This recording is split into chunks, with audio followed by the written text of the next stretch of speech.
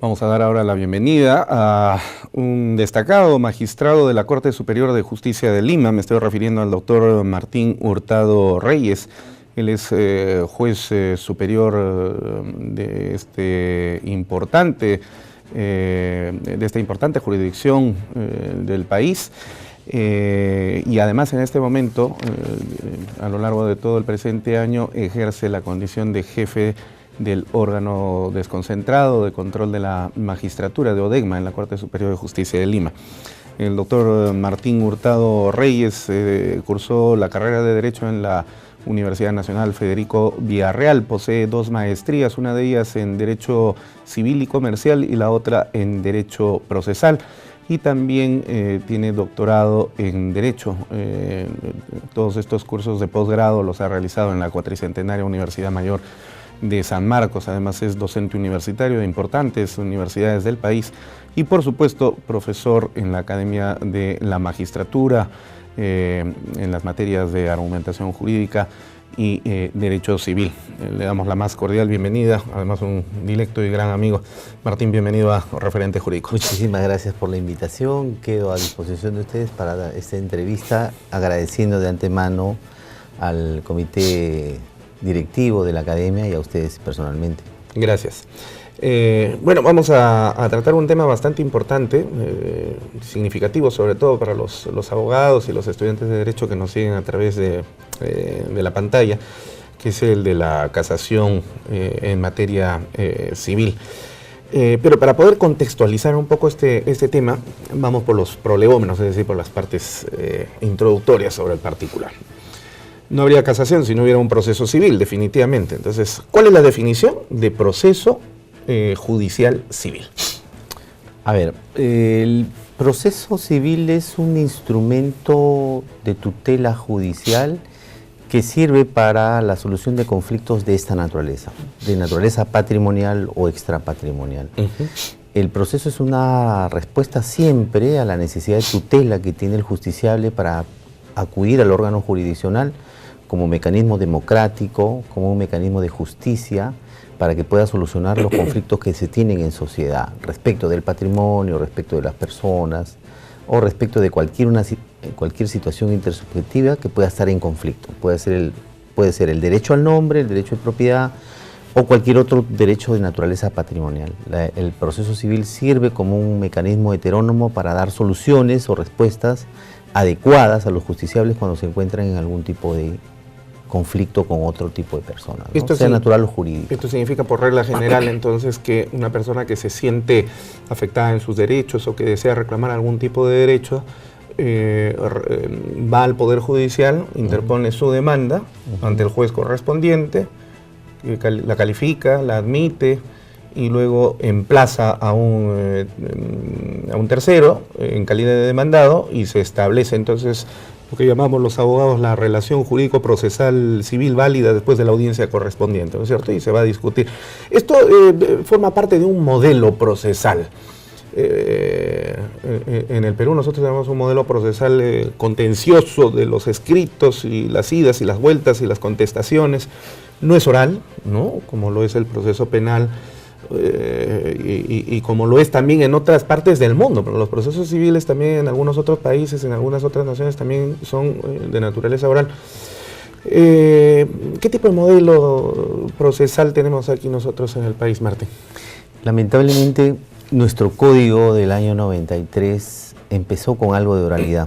Teníamos algunas partes en la secuencia procesal de naturaleza oral, que luego fueron desapareciendo y el Código Procesal Civil ha ido retrocediendo a un sistema casi de escrituración pura, ¿no? No hay oralidad como en el Código Procesal Penal o como en la Ley Procesal Laboral, donde sí la oralidad es un instrumento más adecuado para la solución de conflictos. El proceso civil ha tenido un retroceso más bien porque con las modificatorias que ha tenido se han eliminado fases orales que eran importantes.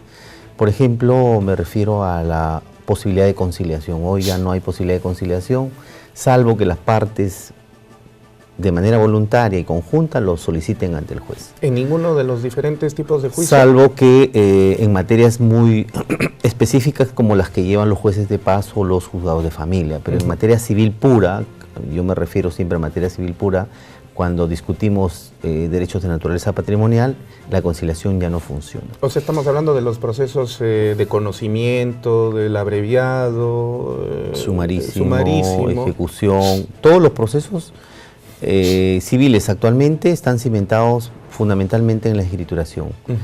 Hay audiencias, sí, hay actuación de pruebas, pero no es nada oral. Además, seguimos tomando nota de las audiencias, transcribiendo mecánicamente en la computadora, imprimiendo y firmando, cosa que ya no ocurre en los códigos procesales modernos. Le hace el Código Procesal de la Ley de Enjuiciamientos Civiles de España, donde el proceso es bastante oral en un gran porcentaje, y de lo que va del tiempo de vigencia del año 2001 en adelante, ese Código Procesal Civil ha tenido grandes avances en cuanto a oralidad. Lo mismo vemos acá en el Perú en materia penal y en materia laboral. Hay algunos avances importantes en esta materia que probablemente puedan significar una adecuada respuesta al justiciable respecto de los problemas que llegan al Poder Judicial. Le doy un dato acá. El MINJUS, el Ministerio de Justicia, tiene una comisión que va a proponer un anteproyecto de modificatoria del Código Procesal Civil. Yo integro esa comisión conjuntamente con el doctor Giovanni Priori, quien la preside, y otros juristas connotados. Se está lanzando ya el proyecto en el mes de noviembre, el anteproyecto que probablemente llegue por iniciativa del MINJUS al Congreso para que se pueda modificar el código. Y se están implementando cosas muy interesantes en este anteproyecto, y una de ellas es darle algún tipo de connotación de oralidad para que el proceso civil tenga una modificación diferente y tenga una connotación que lo haga diferente a lo que tenemos hoy en día. La oralidad es importante. La escrituración no hay que dejarla de lado porque no hay un proceso puro, siempre hay un proceso mixto.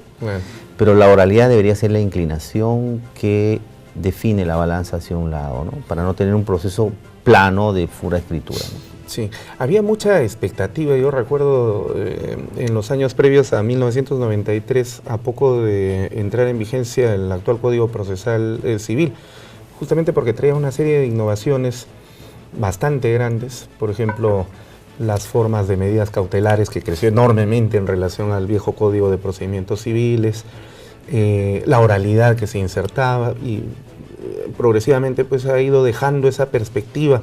En el nuevo proyecto, o en el proyecto o anteproyecto que está realizando esta comisión de la que tú formas parte, se están introduciendo nuevamente estos aspectos que originalmente estaban en el proyecto del código que se plasmó en el 93 y que fueron dejados de lado.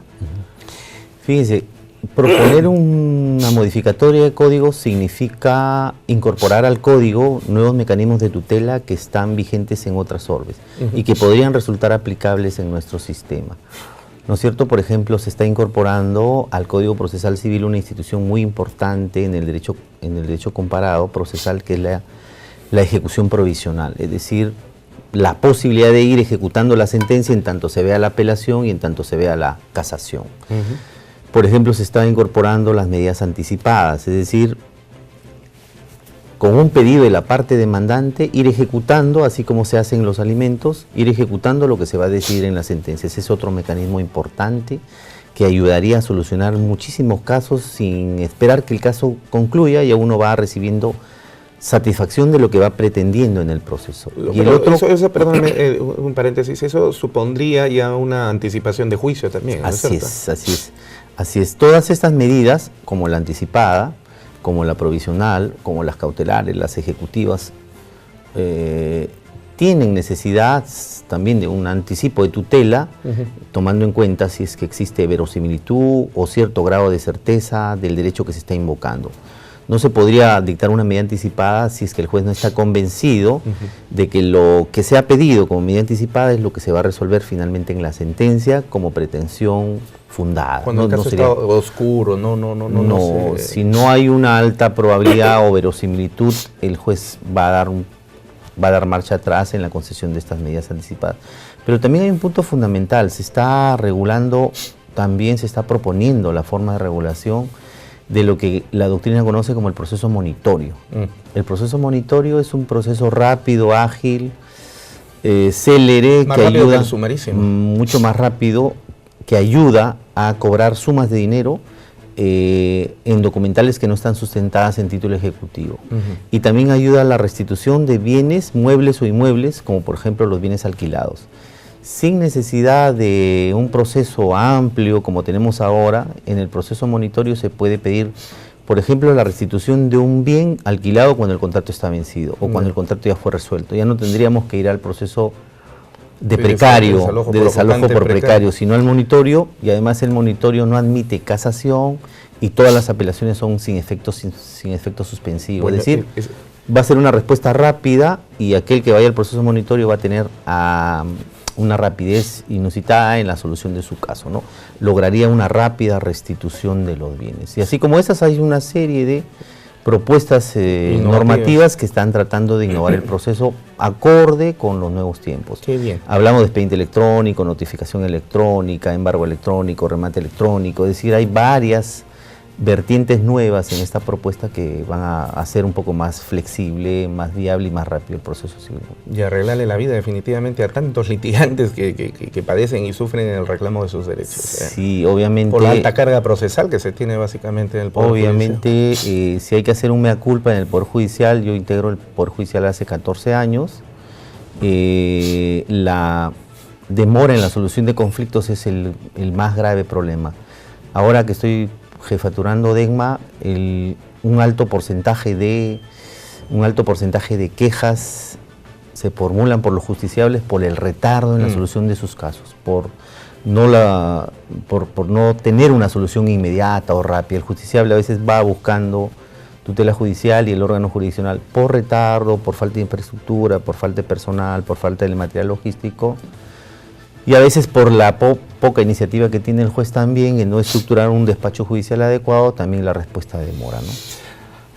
Ahora, ingresar a un proceso judicial de naturaleza civil implica que cuando se llegue al momento estelar del proceso, cuando el juez emite su sentencia, su fallo, definitivamente pues una parte va a estar satisfecha o más o menos satisfecha y otra definitivamente insatisfecha, el que pierde el proceso, ya sea el demandante o el demandado. Y definitivamente van a haber recursos impugnatorios para poder elevar el proceso y revisarlo en la instancia superior.